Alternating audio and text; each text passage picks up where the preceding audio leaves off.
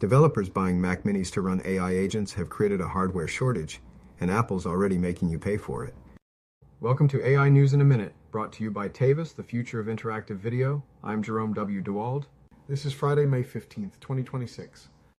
Tim Cook confirmed on Apple's earnings call that Mac Mini and Mac Studio are in short supply because developers are snapping them up to run local AI agents.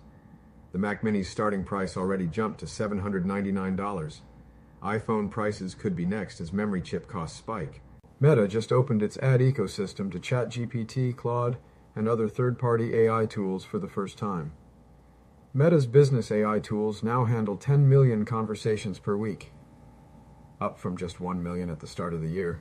That's a 10x jump in months. The SaaSpocalypse narrative is taking a hit.